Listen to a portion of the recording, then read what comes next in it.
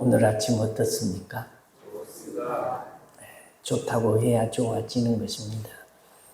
네 입의 말로 네가 잡히게 되었다라고 말씀하시니까 내가 좋다고 하면 좋은 일이 열매 맺고 안 좋다고 하면 안 좋은 일이 열매 맺게 되는 것입니다.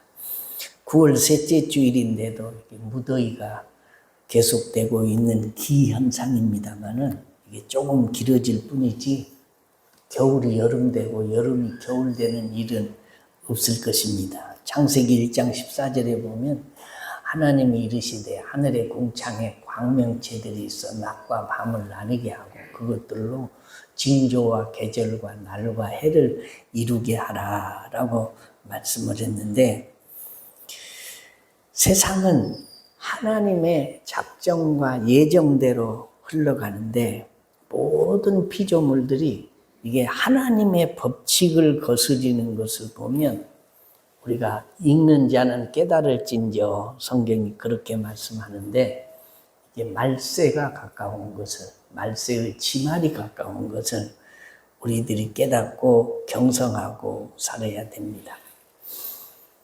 한국에는 OECD 국가 중에서도 특별히 자살을 많이 하기로 유명한 나라로 소문이 나 있는 나라입니다. 심각한 사회적인 문제로 여겨지는 때인데 얼마나 많은 사람이 자살을 해서 죽냐. 하루에 36명이 죽습니다. 1년이면 13,140명이 극단적 선택을 해서 죽습니다. 가뜩이나 인구가 부족해서 이게 지방 소멸되어 간다고 난리인데 자살 때문에 10,000명 이상이 이게 죽어가는 것입니다. 요인이 뭐냐? 신문에 보면 대개 이렇게 써놨습니다. 노년층의 빈곤, 고독, 청소년과 청년층의 학업 및 취업 스트레스, 직장 내 과도한 업무, 가정 내 갈등, 이렇게 써놨습니다. 그런데 왜 사람들이 극단적인 선택을 하게 될까요? 영적으로 보면 이게 마귀 역사입니다. 죽음은 마귀의 권세 아래에 있기 때문에 도적이 오는 것은 도적질하고 죽이고 멸망시키려고 오는 것인데 마귀는 사람을 죽이는 게 목적입니다. 불신자를 죽이면 금방 지옥으로 즉시 끌고 들어가니까 자기의 목적을 이루는 거고, 신자를 죽이면 하나님의 일을 거기서 그치다가 천국 가서 상급을 못 받게 하고 죽게 하니까 이래도 마귀가 이기고 저래도 마귀가 이기기 때문에 그렇습니다. 사람이 왜 죽냐? 희망이 없기 때문에 극단적 선택을 하죠. 절망은 죽음에 이르는 병이라고, 이게 절망적이기 때문에 죽습니다. 그런데 여러분, 우리나라가 얼마나 잘 사는 나라인지 아십니까?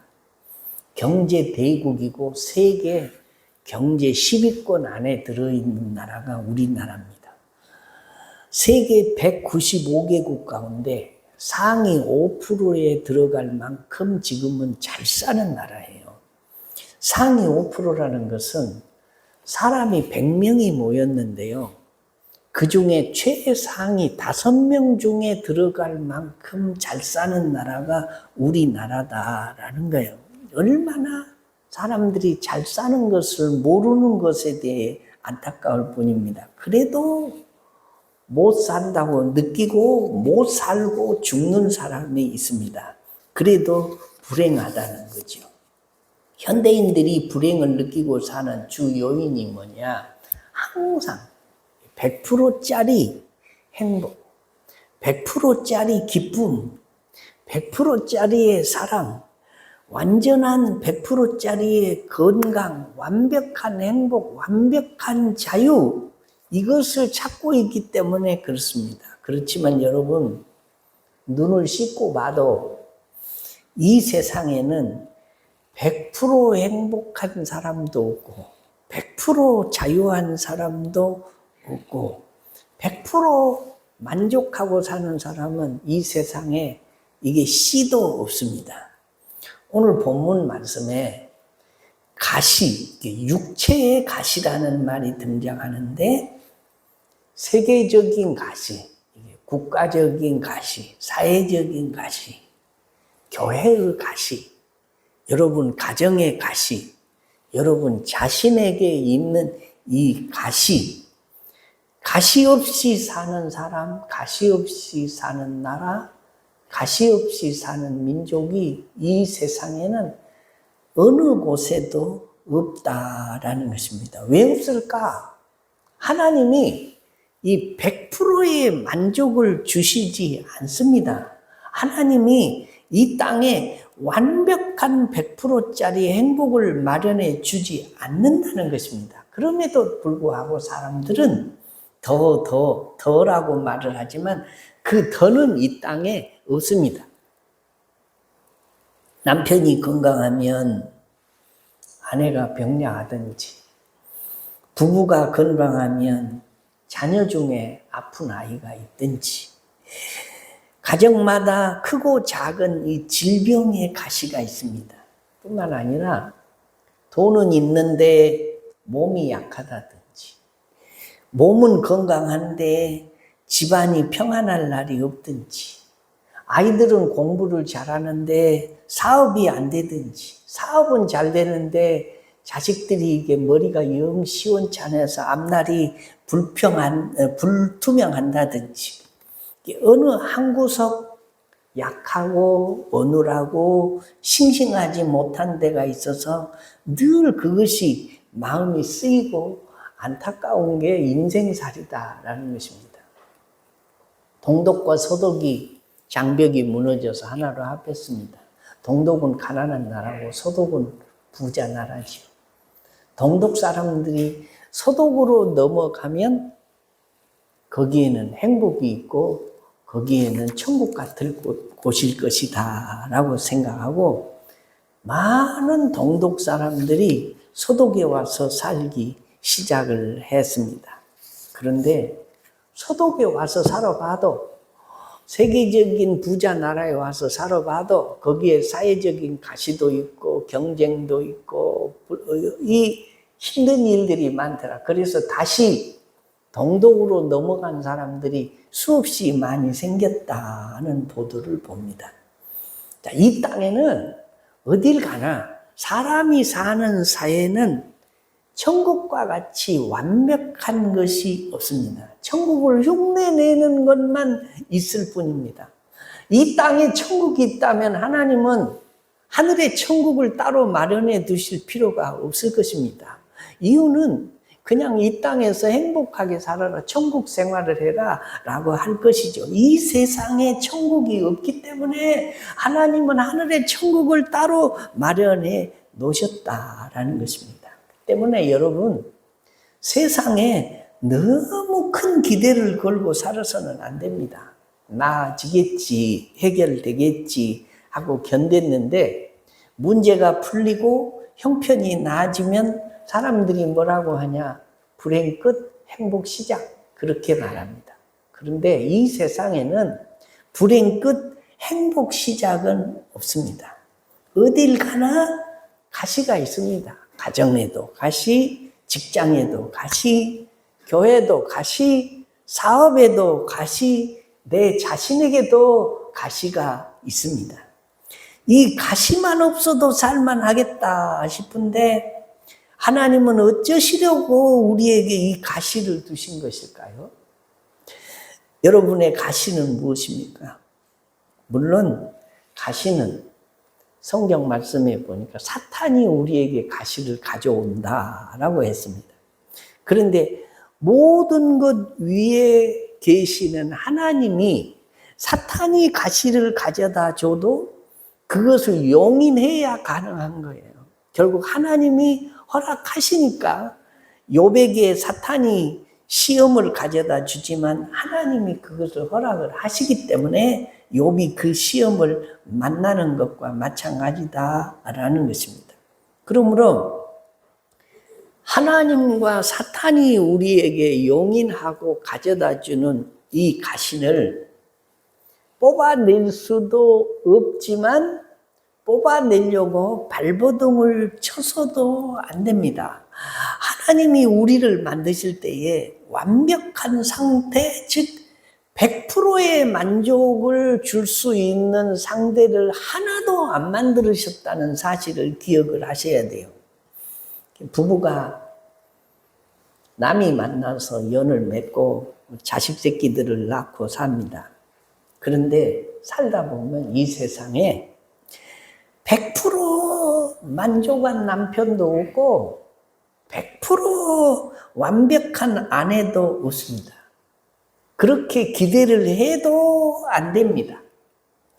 그렇게 기대를 하면서 사는 사람은 결국 피해의식에 사로잡히게 되고 불행에 빠질 수밖에 없습니다. 하나님이 에덴 동산 그 낙원을 사람에게 맡기실 때에 그 에덴 동산 거기에도 먹지 말라고 하는 가시를 하나 뒀습니다. 뭘 두셨어요? 선악과라고 하는 걸 두셨어요. 그냥 기왕 만들어 주실 바에 네 마음대로 먹고 싶은 거 다 먹고 누리고 싶은 거 다 누리고 너 하고 싶은 대로 다 살아라 라고 하셨으면 좋을 텐데 왜 하나님이 에덴 동산 중앙에 먹으면 정령 죽는다는 이 선악과 가시를 주셨냐라는 것입니다. 사탄이 그것을 이용을 하죠. 그거 별거 아니다. 그 가시를 네가 뽑아버려. 그거 놔두지 말고 네가 먹어버리면 끝이다. 괜찮아 라고 유혹을 합니다. 사탄의 유혹에 넘어가서 그 가시를 임으로 뽑으려고 했을 때 결국 인생에게는 어마어마한 비극과 고통과 슬픔과 죄책감과 불행이 이게 찾아오고 말았습니다. 여러분, 사람은 누구나 최고의 행복을 꿈꿉니다. 걱정거리가 전혀 없는 100% 아주 완벽한 상태를 꿈꿉니다. 그런데 가정에서 그 사랑이 다 채워지지 않습니다. 부족한 듯 살아가게 하나님이 만드셨는데 그게 뭐 잘못된 줄로 알고 자기가 채워지지 않는 사랑을 채우기 위해서 사람들이 방황을 하는 것입니다. 그러다가 결국 가정이 파탄나고 사탄이 역사를 합니다. 난 더 사랑받고 싶고 그럴 권리가 있어. 난 더 행복해지고 싶고 더 즐겁게 살고 싶어 하다가 이게 탈선하고 죄짓고 고통 속에서 몸부림치게 되는 것입니다. 여러분, 지금의 내 가정, 뭔가 부족한 듯한 그 모습이 하나님이 의도하신 가정이라는 사실을 우리가 기억을 하셔야 돼요. 아, 이거 완벽한 걸 원하면 원할수록 사탄의 유혹을 받기가 쉽고 넘어지기가 쉽고 파탄하기가 쉽다라는 거죠. 우리 하나님은 사랑하는 자에게 절대로 만족을 주시지 않습니다. 그냥 부족한 듯 하게 하세요. 사랑하는 자에게 에덴 동산을 맡기시면서도 선악과 하나는 안 된다 하고 남겨두셨어요. 하나님이 사랑하는 자 하나가 있는데 성경에 다윗이다 그래요. 이는 내 마음에 합한 사람이다 그래요. 하나님의 마음에 합한 사람이니 얼마나 하나님이 사랑을 하셨겠습니까? 그리고 예수님의 조상이 누구냐? 다윗의 자손 예수 그리스도의 계보라. 마태복음 1장 1절에 예수님의 선조는 아브라함과 다윗이에요. 그 계통에서 누가 나시냐? 우리 구주 예수 그리스도께서 나십니다. 다윗은 하나님의 사랑을 무지무지하게 많이 받은 사람입니다. 사랑을 받을 수밖에 없는 사람이에요. 그런데 다윗같이 하나님이 사랑하는 그 종에게도 아들이 하나 있는데 압살롬이라는 아들이 있습니다. 이 압살롬은 압살해서 죽을 놈이요. 왜 그러냐?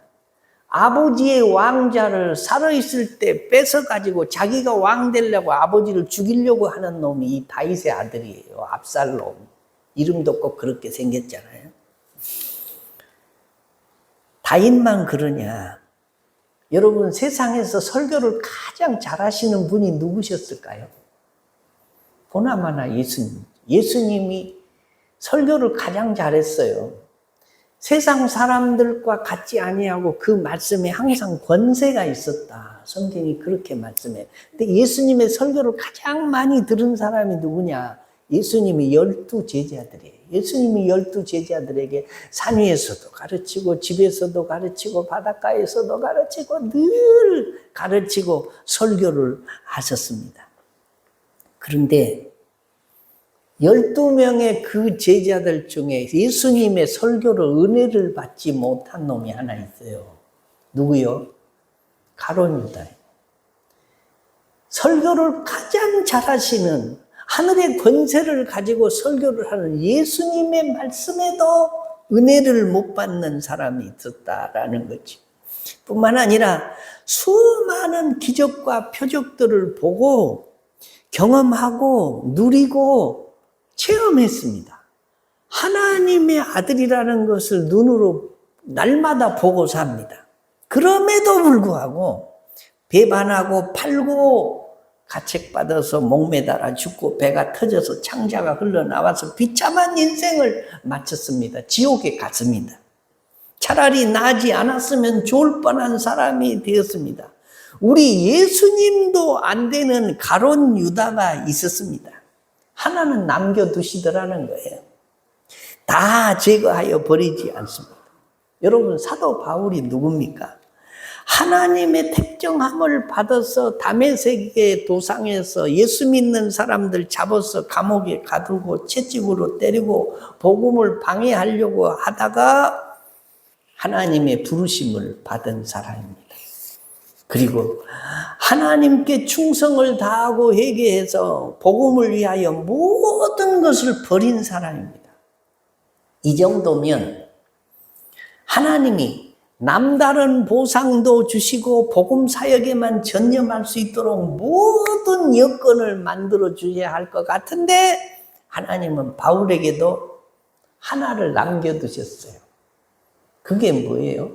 사탄의 이 가시, 이 육체의 가시를 하나님이 그대로 남겨두셨다. 오늘 본문에서 육체의 가시 곧 사탄의 사자다라고 표현하고 있습니다. 욥에게도 그러하셨듯이 사탄이 바울에게 연약함을 주고 그것을 물고 늘어지는 것을 하나님이 그냥 묵허하셨다. 그냥 용인을 하고 보고 계셨다. 그런 말씀입니다. 왜 하나님이 바울의 사역에 방해가 될 만한 육체의 가시를 두고 보셨을까요? 깔끔하게 치워주지 않으셨을까요? 여러분, 우리 손톱 끝에 조그마한 이 가시 배점만 박혀도 온 몸이 저려오는 법입니다. 지금 바울의 가시는 이게 정말 가시가 아니고 심각한 질환입니다. 바울에게 적지 않은 고통이 있었다는 얘기입니다. 바울이 이것 때문에 3번 하나님께 부르짖고 기도를 했는데 하나님의 응답이 어떻게 왔냐. 3번 기도했다는 것은 여기서 꼭 문자적으로 3번만 기도했다는 것이 아니고 우리나라 사람들은 정말 중요한 일은 상 3번은 해보고 그렇잖아요. 상 3번은 해보고 3번 기도했다는 말은 여러 번 하나님 앞에 부르짖고 간구하고 중요하게 여기고 기도를 했다. 그런 말이에요. 그런데 하나님이 그 기도를 응답해 주지 않으셨다는 거예요. 들어주지 않으셨다는 겁니다. 그리고 하시는 말씀, 내 은혜가 네게 족하다라고 말씀하셨다는 거예요. 바울이 어떤 사람이에요? 바울은 삼층천을 보고 온 사람이에요. 그러니까 천국을 관광하고 온 사람이에요. 하나님도 보고요.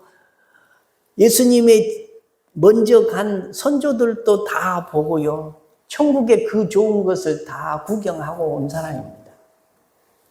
뿐만 아니라 병든 사람에게 손수건만 얹어도 벌떡벌떡 일어나고요. 귀신을 쫓아내고요. 하나님의 능력을 이 죽은 사람도 살리는 이런 놀라운 권세와 영역을 가진 아주 영빨이 무지하게 센 사람이 누구요? 이 바울이에요. 근데 하나님 앞에 이 질병이 있는데, 가시가 있는데, 그걸 붙들고 하나님 앞에 씨름하고 기도를 했는데 하나님이 이게 안 들어준다는 거예요.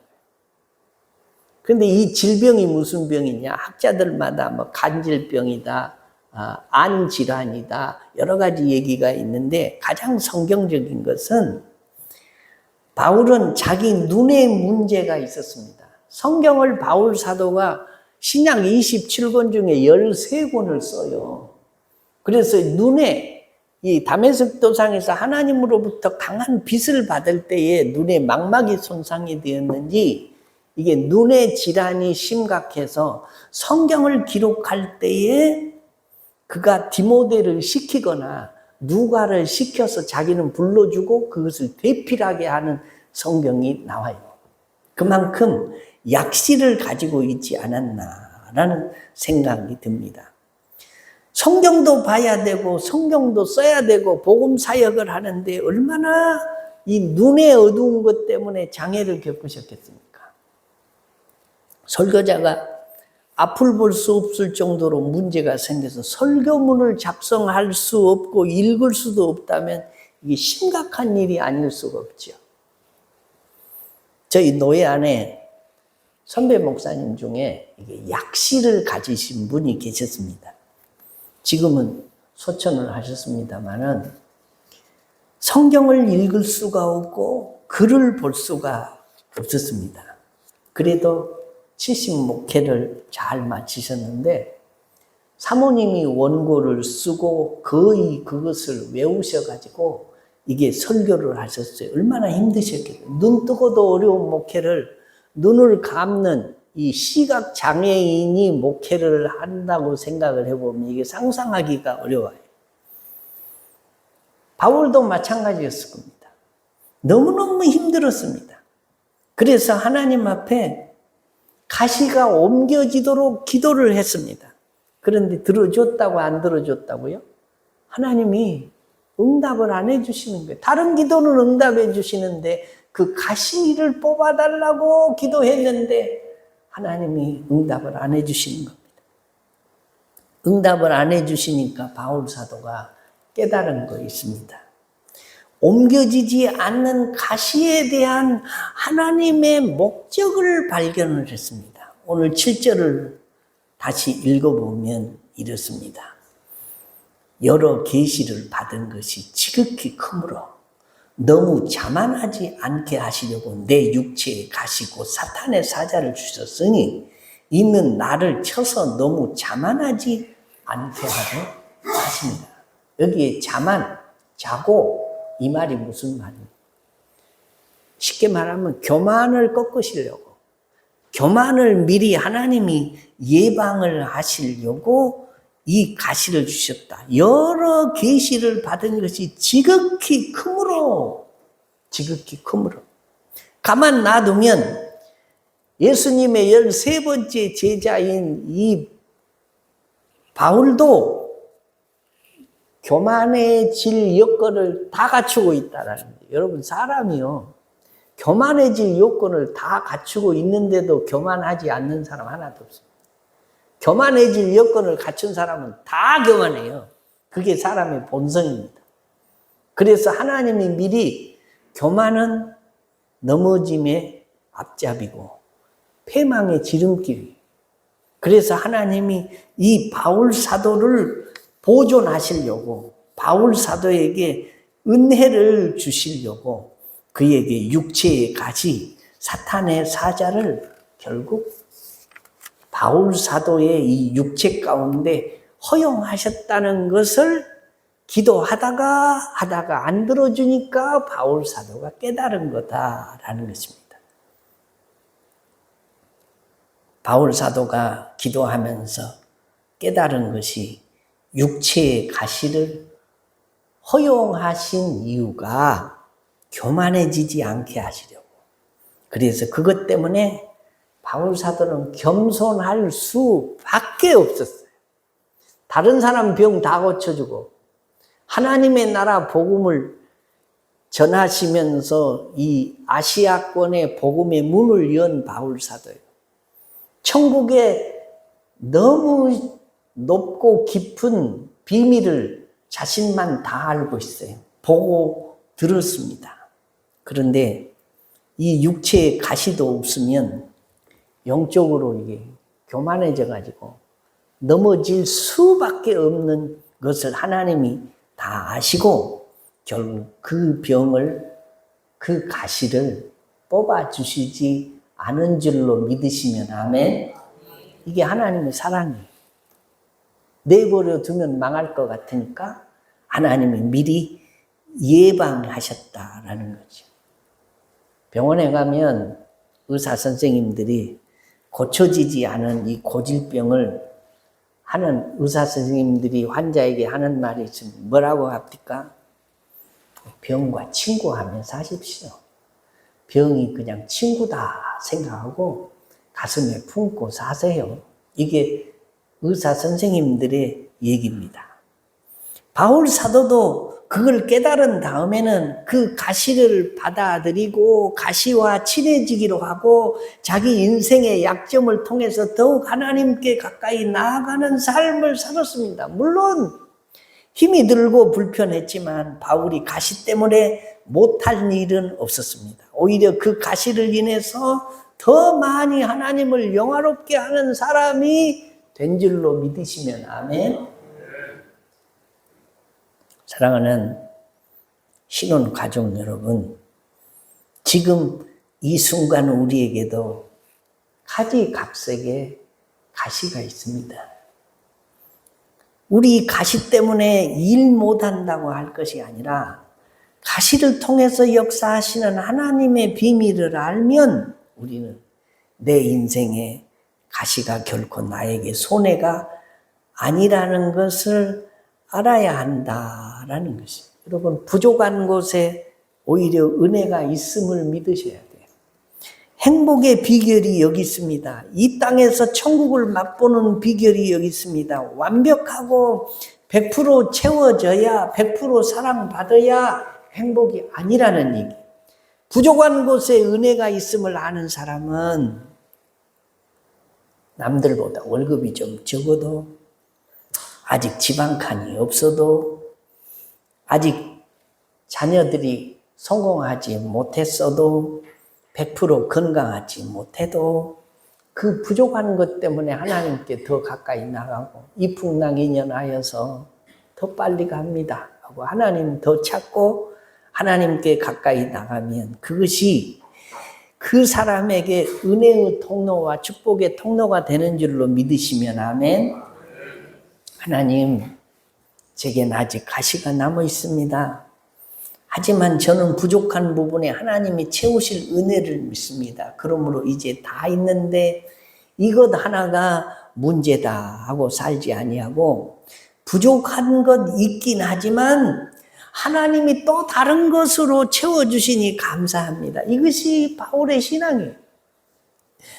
저는 오늘 이후로 저를 비롯한 우리 신혼교회 성도 여러분이 가시 때문에 시험 드는 일 없기를 주의 이름으로 축원합니다. 땅에 발 딛고 사는 사람은 상처 없는 사람이 하나도 없고 사연이 없는 사람이 하나도 없고 가시가 없는 사람이 하나도 없습니다. 목회를 하는 목사는 가시가 하나도 없을 것 같습니까? 있으려면 더 많아요. 그래도 하나님 앞에 감사하고 이 풍랑인연하여서 더 빨리 갑니다 라고 찬송하고 살면 그 가시가 은혜가 되고 가시가 축복이 되고 가시가 하나님의 은혜를 담는 그릇이 될 줄로 믿으시면 아멘. 오래전 이야기요. 35살 먹은 처녀가요. 5살짜리 아들이 있는 남자를 사랑하게 되어서 결국 결혼까지 합니다. 결혼하면 서로 사랑하니까 얼마나 행복할까라고 기대를 하면서 결혼을 했는데 그 남편의 5살짜리 아들이 아주 말을 안 듣는데 무지하게 힘들게 합니다. 본래 아이들은 말을 안 듣는 게 그 기본이에요. 그런데 이 아이가 좀 더 심합니다. 그래서 저 아이만 없으면 행복하게 살겠는데 저 아이가 가시오. 이게 걸림돌이요. 그래서 이 부인이 생각을 하기를 저 아이를 없앨 방법을 찾아야 되겠구나 하다가 아이를 이게 물에 빠뜨려 죽일 생각을 해요. 무시무시한 생각을 하는 거죠. 호숫가에 아들을 미혹을 해가지고 데리고 나가서 물에 밀어 넣으려고 하는데 그래도 사람들이 있어서 못하고 미수에 그치고 또 나중에 그 호숫가에 데리고 가서 아이를 밀어 넣었어요. 이 가시만 없으면 남편하고 행복하게 살 것 같아서. 그런데요, 아이가 살려달라고 허우적거리면서 소리를 고래고래 지르니까 이웃 사람들이 와서 아이를 건져내줬어. 아이가 살았어요. 그 다음에 어떻게 됐겠어요? 이 여자는 존속살인 혐의로, 살인 미수 혐의로 감옥에 들어앉게 되고 가정은 파탄나. 그 아이가 없어져 주어야 행복이 있는 게 아니고 그 아이와 행복을 만들어 갈 줄 알아야 비로소 그 가정은 행복할 수 있었다는 이야기입니다. 하나님은 오늘 본문에서도 사도 바울에게 가시를 주신 이유를 보여주십니다. 너무 자만하지 않기 위해서, 너무 교만하지 않기 위해서, 교만은 표명의 선봉, 다 이루었다, 더 이상 올라갈 곳이 없다라는 생각이 찾아드는 순간에 그 다음에는 내려오는 일만 남는 거지. 하나님이 바울에게 일생 동안 아쉬운 것 한 가지를 남겨두셨습니다. 그 부족한 부분을 바울의 인생에 두시고는 그게 다 은혜인 줄로 알고 살아라. 그렇게 하나님이 말씀하신다라는 것입니다. 바울은 평생 한 번도 내가 최고라고 할 수가 없었습니다. 그 이유가 뭡니까? 가시 때문이었어요. 그래서 바울 서신을 읽어보면요. 나는 종 중에 가장 작은 자라고 늘 표현을 하고 부족한 자 중에 가장 부족한 자라고 표현하고 나는 죄인 중에 괴수다라고 항상 자신을 낮춥니다. 이유가 뭡니까? 그 가시 때문에. 결국 교만해서 넘어지지 않고 은혜롭게 살 수 있었다라는 겁니다. 여러분 평생 예수님을 믿고 살았어도 자신의 부족함을 알아야 됩니다. 하나님이 우리를 그렇게 만들어 놓으셨습니다. 하나님이 왜 저를 이 정도로만 만드셨나요?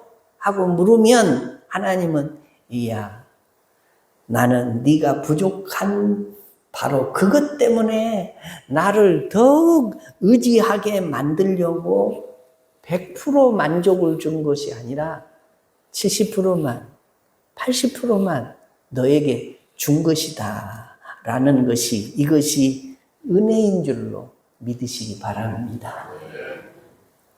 사랑하는 성도 여러분, 아이들이 아프기 때문에 엄마를 찾습니다.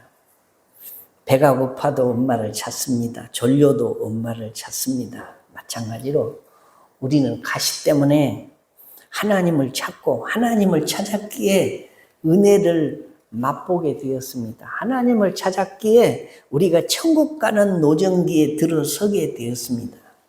내 몸의 가시, 내 가정의 가시, 내 직장의 가시, 이 가시들은 하나님이 사랑하는 자를 위해서 그에게 은혜 주시기 위한 통로요 선물이다. 믿으시면 아멘. 그걸 뽑으려고 발버둥 쳐봤자 뽑히지도 않고 마음에 상처만 되고 힘들고 어렵다라는 것입니다. 여러분 바울 사도도 마찬가지입니다. 가시가 찔릴 때에 하나님 아파요. 이거 못 살겠어요. 이게 하나님의 부름받은 사도로서 이게 말이 됩니까? 이거 좀 뽑아주세요. 치워주세요. 하고 3번이나 하나님 앞에 기도를 했다는 거예요. 근데 하나님의 뜻이 다른 데 있었다는 겁니다. 그를 살리시려고, 그를 교만해서 넘어지지 않게 하시려고 일생 동안 그 가시와 함께 살게 하는 길을 깨닫게 하시고 그 가시를 품고 친구처럼 살게 하시다 그의 사역 다 감당하고 결국은 순교의 제물이 되어 영광스러운 하나님의 나라에 들어가게 하셨다라는 것입니다. 사랑하는 성도 여러분, 입으로 말을 하지 않을 뿐이지 가시 없는 사람은 하나도 없습니다. 바울 사도처럼 우리도 그걸 옮겨달라고 기도해야 됩니다. 하나님이 옮겨주시면 할렐루야, 하나님 감사합니다 하고 하나님 앞에 감사를 드려야 되고, 그 가시가 뽑히지 않고 옮겨지지 않으면 하나님이 내게 무슨 뜻이 있어서 그러셨을까라고 바울 사도처럼 깨닫는 은혜가 있어서 그 가시 때문에, 이 풍랑 때문에 하나님께 더 가까이 갑니다 라는 찬양을 부르면서 이 땅에서 가시로 빚어지고 가시로 은혜로워지고 가시가 오히려 내게 축복이 되고 변하여 새 사람 되는, 그래서 하나님께 사랑받는 믿음의 종들 되시기를 주의 이름으로 축원합니다. 다